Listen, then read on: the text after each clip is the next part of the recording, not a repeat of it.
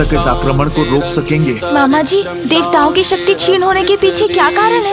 हम असुरों को पराजित क्यों नहीं कर पा रहे हैं? शक्ति स्वरूपा देवी पार्वती और श्री स्वरूपा देवी लक्ष्मी, इन दोनों की अनुपस्थिति के कारण हम सभी देवता शक्तिहीन और श्रीहीन होते जा रहे हैं। देवी पार्वती के जाने पर शक्ति खोई थी हमने, किंतु सौभाग्य और विजय की स्रोत मंगल स्वरूपा देवी लक्ष्मी हमारे साथ थी।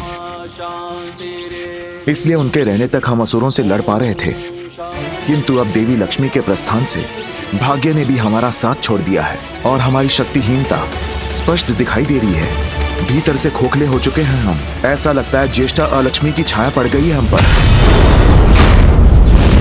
ज्येष्ठा लक्ष्मी मामा जी? हाँ पुत्र, ज्येष्ठा देवी लक्ष्मी की बड़ी बहन है। ये उस समय की बात है जब अमृत प्राप्ति के लिए समुद्र मंथन चल रहा था। लगता है इस मंथन का शुभ परिणाम हमें प्राप्त होने ही वाला है। देवी लक्ष्मी के समुद्र मंथन से बाहर आने के पूर्व उन्हीं का दूसरा प्रतिरूप ज्येष्ठा बाहर आई, जो दरिद्रता और दुर्भाग्य की प्रतीक थी। उसके पश्चात सागर से देवी लक्ष्मी बाहर आई।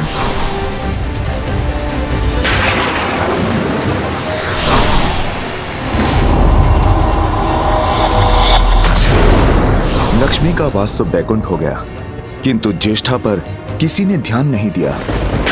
नारायण के तिरस्कार के बाद अब मुझसे विवाह कौन करेगा? तब दूसरा नामक एक ऋषि ने ज्येष्ठा से विवाह कर लिया।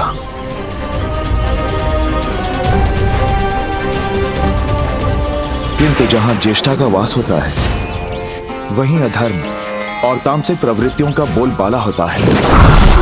ईश्वर का नाम तक नहीं लिया जाता, कोई पूजा सफल नहीं होती। इसलिए ऋषि दुस्सह भी दुखी हो गए और ज्येष्ठा का त्याग कर पाताल लोक में जाकर रहने लगे। जब ज्येष्ठा ने पुनः प्रश्न पूछा कि अब उनका क्या होगा, तब मैंने ज्येष्ठा को वरदान दिया कि जो पूजा पाठ नहीं करते, अधर्म कर्म में लीन रहते हैं, उनका धन, उनकी स्मृति सभी ज्येष्ठा का आहार बनेंगे। और तब से सदा अधर्मियों की ताक में रहती है ज्येष्ठा। अर्थात ज्येष्ठा मामी जी के विपरीत है। जहाँ ज्येष्ठा का वास होगा, वहाँ दुर्भाग्य की छाया रहेगी और वहाँ सौभाग्य की देवी माता लक्ष्मी नहीं रह सकती। किंतु यदि उन्हें यहाँ ले आए तो?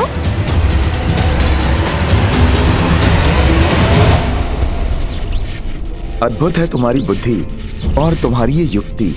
यदि ज्येष्ठा को यहाँ लाने में सफल हो गए, तो देवी लक्ष्मी अपने उचित स्थान पर लौटने के लिए विवश हो जाएंगी। हम सभी पुनः श्रीयुक्त हो जाएंगे, हमारा सौभाग्य जागृत होगा और हमारे शत्रुओं का दुर्भाग्य। किंतु ये तुम संभव कैसे करोगे गणेश?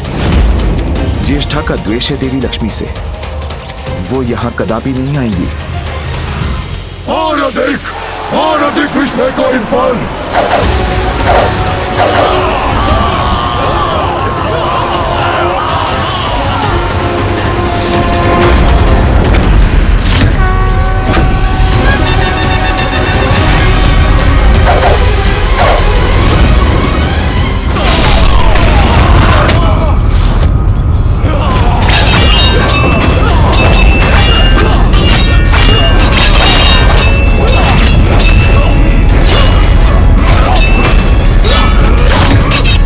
देवताओं की शक्ति तो क्षीण पड़ती जा रही है। फिर मैं इन्हें युद्ध में इस प्रकार एकाकी छोड़कर कैसे जा सकता हूँ? पुत्र, समय नहीं है। जो भी करना है शीघ्र करना है। तुम शीघ्र जाकर ज्येष्ठा को लेकर आओ। यदि हम अभी श्रीयुक्त नहीं हुए तो सभी देवताओं का अस्तित्व मिट जाएगा।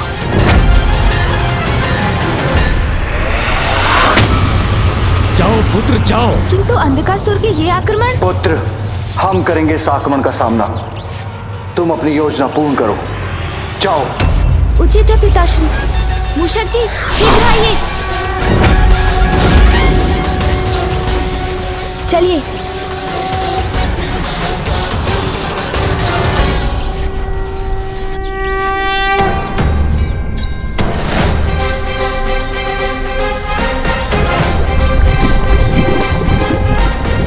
प्रभु, हम यहाँ वहाँ जा तो रहे हैं, किंतु हम ढूंढ क्या रहे हैं? वो स्थान मूषक जी, जहाँ अधर्म और अशौच ही जीवन का आधार हो, जहाँ ज्येष्ठा मौसी का वास हो। किंतु प्रभु ऐसा स्थान कहाँ मिलेगा हमें? उनका स्थान तो अंधकारी पाताल ही है, किंतु अब तो माता लक्ष्मी वहाँ स्थित है। जहाँ स्वच्छता और नैतिकता का अभाव हो, वहाँ मिलेंगी ज्येष्ठा मौसी। मूषक जी, ऐसे स्थान को ढूंढने में ही हमारी सुरक्षा निहित है। ज्येष्ठा मौसी को ढूंढ कर ही रुकेंगे हम। प्रभु कैलाश के तो कण कण में पवित्रता का वास है, इसलिए वहाँ तो ज्येष्ठा मौसी का होना असंभव है। वैकुंठ,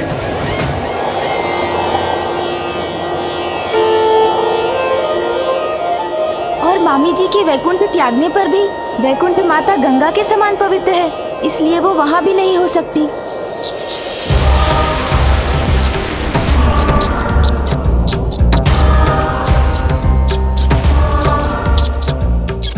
ब्रह्मलोक, किंतु ब्रह्मलोक में तो माता सरस्वती की पवित्रता है और ब्रह्मदेव का वेद पाठ भी गूंजता है, इसलिए यहाँ देखना भी व्यर्थ है। हाँ प्रभु। सूर्यलोक में सूर्य देव का तेज है, इसलिए वो वहाँ भी नहीं हो सकती। और चंद्रलोक में तो चंद्रदेव की शीतल किरणें।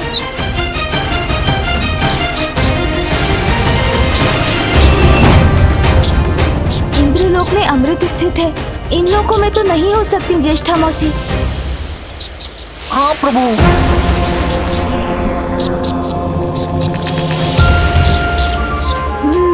मूषक जी, पृथ्वी पर ही संभव है ऐसा स्थान। चलिए पृथ्वी की ओर। जी प्रभु।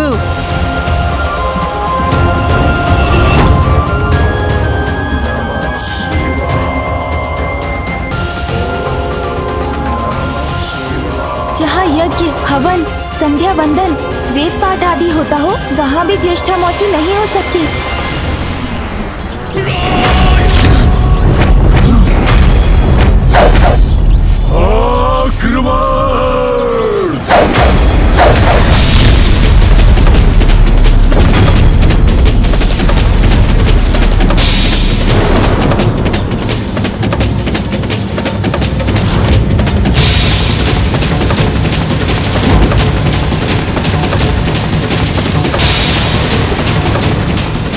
गणेश, शीघ्रता करो, हमारी शक्तियां क्षीण हो रही हैं।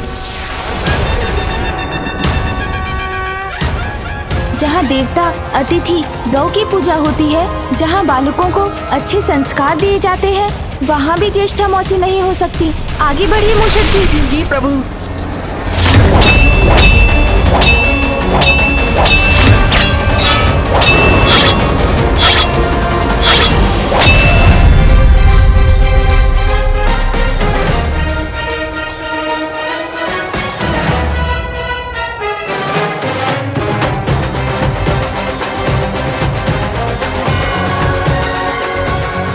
जिन स्थानों में विष्णु भक्त और शिव भक्त रहते हैं, वैसे स्थानों में भी ज्येष्ठा मौसी नहीं हो सकती।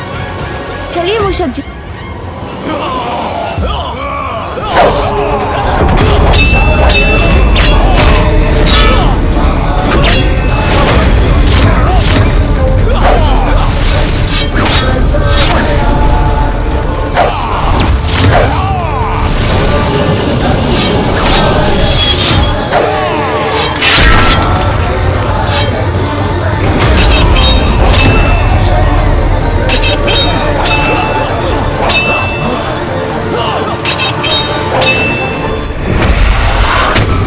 ज्येष्ठा मौसी को किसी अन्य स्थान में ढूंढना होगा मूषक जी।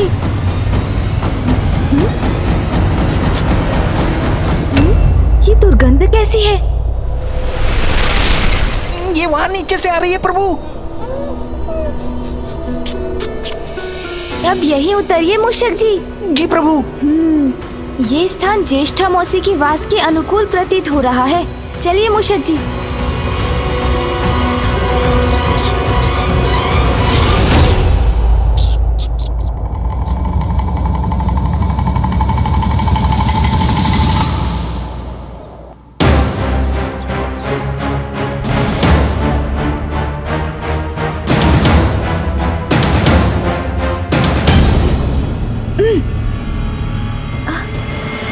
अत्यंत दुर्गंध है यहाँ। यहाँ निकट ही हो सकती है ज्येष्ठा मौसी। मुझे देखना होगा।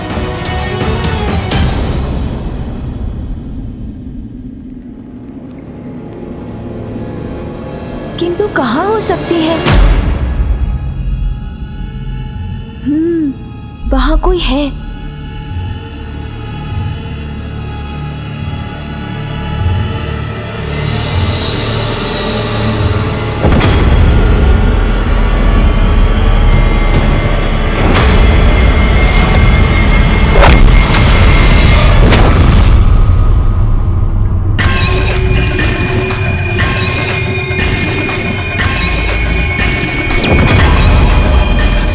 मौसी,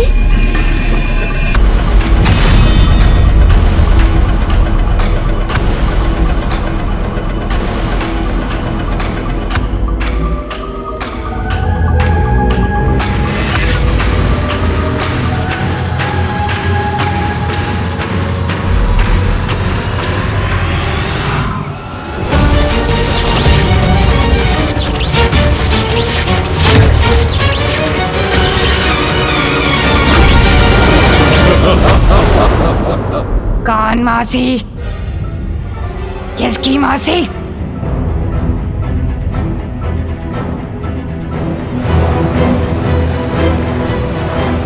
कौन हो तुम? सर्वप्रथम तो मेरा प्रणाम स्वीकार कीजिए मौसी, उसके बाद मैं आपको सब बताता हूँ।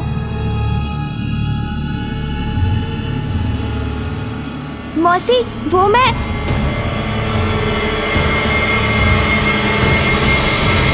आप माता लक्ष्मी की बहन है ना? सत्य है, हूँ लक्ष्मी की बहन। तो उससे क्या? माता लक्ष्मी मेरी मामी है, तो आप मेरी मौसी हुई ना?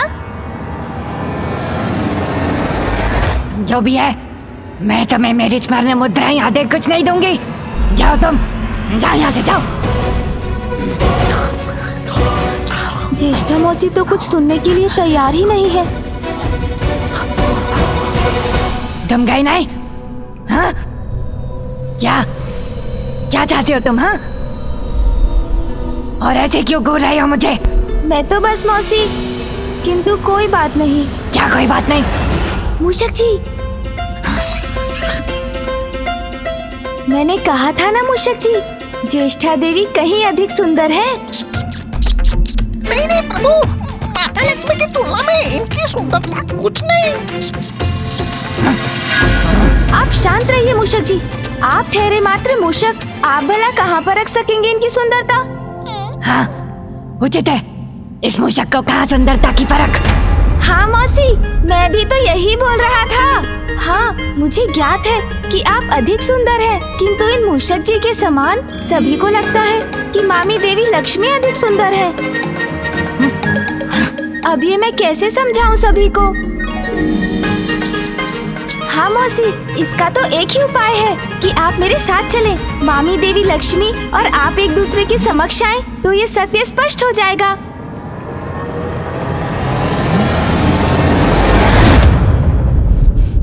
तुम्हारे साथ चलूं? और कहाँ? पाताल मौसी। पाताल? किंतु लक्ष्मी का स्थान तो वैकुंठ में है। हाँ, वो वैकुंठ में वास करती थी। समझ गई, वैकुंठ से संतुष्ट नहीं थी, इसलिए पाताल पर भी अपना अधिकार जमाने आ गई है वो। अब महत्वाकांक्षा की तो कोई सीमा ही नहीं होती मौसी, किंतु आप चलिए ना मेरे साथ। वैकुंठ उसका, तो क्या पाताल भी उसका हो जाएगा? नहीं, पाताल पर केवल मेरा अधिकार है और सदा मेरा ही रहेगा। और वैसे भी मैं उसके निकट जाऊंगी तो वो स्वयं ही पीछे हट जाएगी। नहीं मौसी, ऐसे थोड़ी कहीं जा सकती हैं वो। मेरी मामी है, उनको समझाऊंगा मैं। आप तो चलिए। उससे कहीं अधिक सुंदर और मंगलमयी हूँ मैं, याद है मुझे, किंतु परिस्थिति कुछ ऐसी थी कि। सर्वथा उचित कह रही है आप मौसी, किंतु अभी तो अवसर है उन्हें सत्य से परिचित करवाने का, इस संपूर्ण संसार के समक्ष ये प्रमाणित करने का कि आप माता लक्ष्मी से कहीं अधिक उत्तम है। और हाँ, देव देवियों की गणना में भी आपका उचित स्थान होना चाहिए मौसी। उचित है, किंतु मुझे ज्ञात है कि मैं कब, कहाँ और कैसे जाना चाहूंगी। युक्ति तो कार्य कर गई। अब बस मौसी ज्येष्ठा को वहाँ तक ले जाने की देर है, ताकि देवासुर संग्राम में अंधकासुर के असुरों को उचित पाठ पढ़ाया जा सके।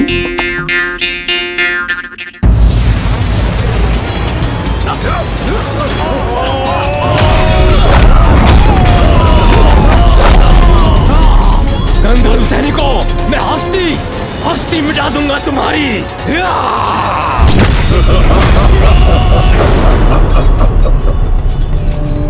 शक्तिहीन हो रहे हैं त्रिदेव।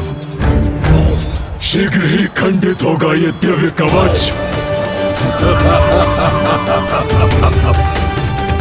फिर सभी देवता बनेंगे अंधक के बंधक।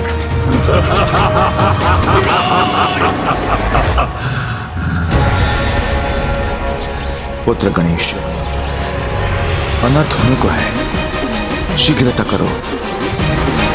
कहाँ हो तुम? निकट है, अत्यंत निकट है वो विष्णुदेव।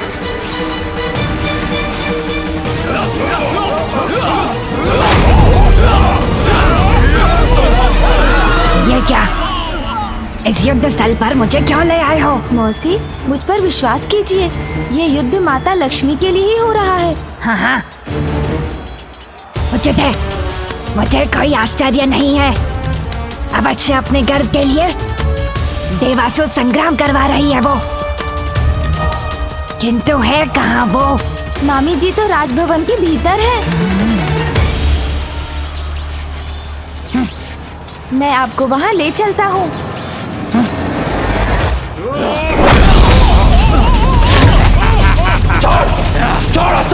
छोड़ दूं? छोड़ दिया देवता। आगे बढ़िए मौसी, आगे बढ़िए। लक्ष्मी को अपने निकट इतनी चकाचौंध क्यों पसंद है? कहाँ है वो? मामी जी तो उस बंद द्वार के पीछे है।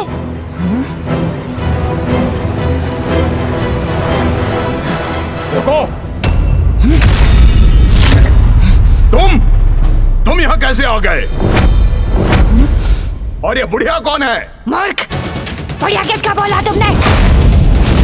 मौसी आप चिंता मत कीजिए, आप यहीं प्रतीक्षा कीजिए। इन्होंने आपका अपमान करने का दुस्साहस किया, इसका उचित दंड देता हूँ इन्हें। अब मैं और अधिक विलंब नहीं कर सकता। मुझे शीघ्र देवगणों की क्षीण हुई शक्ति पुनः लौटाने के लिए मामी जी को पूर्ववत और मौसी ज्येष्ठा को उनके स्थान पर स्थित करना होगा, किंतु इससे पूर्व इन असुरों को मार्ग से हटाना पड़ेगा। मामी जी निकट आ रही हैं। श्री के आशीर्वाद से मुझे पुनः शक्ति प्राप्त हो रही है। दुष्ट असुरों, मेरी मौसी के साथ अभद्रता का व्यवहार करोगे तो ये लो।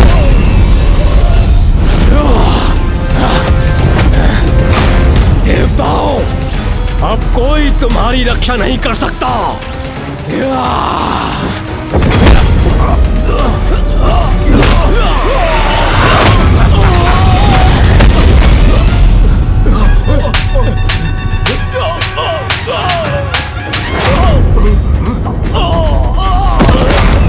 एक को तो पाठ पढ़ा दिया, अब दूसरे की बारी।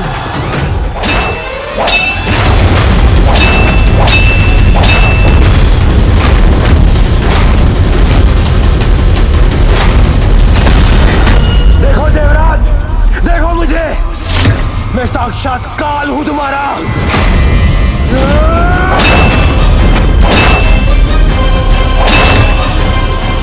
रुकूंगा नहीं मैं देवराज, तुम पर होने वाले प्रहार रुकेंगे नहीं।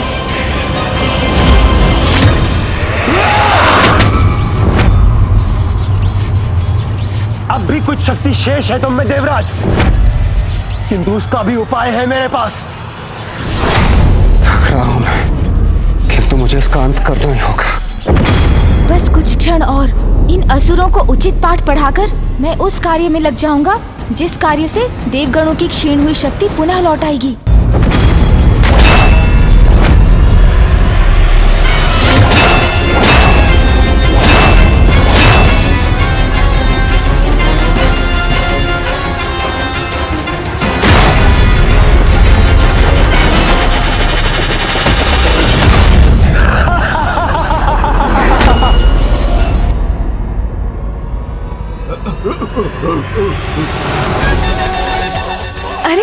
जिस पर तो मैंने अभी तक कोई प्रहार ही नहीं किया।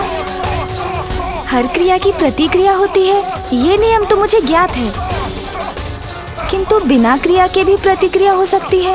ऐसे नियम तो उन्हीं के समक्ष उत्पन्न हो सकते हैं जिनके कर्म और उपस्थिति दरिद्रता के निकट हो।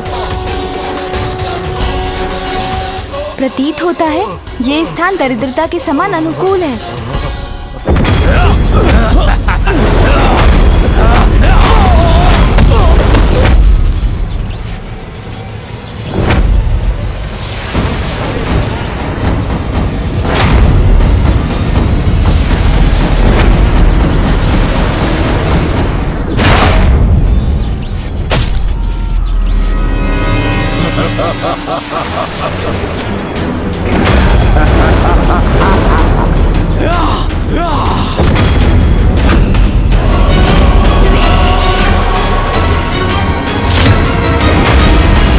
बहुत विलंब हो चुका है गणेश, अब हम कुछ भी कर पाने में असमर्थ हैं।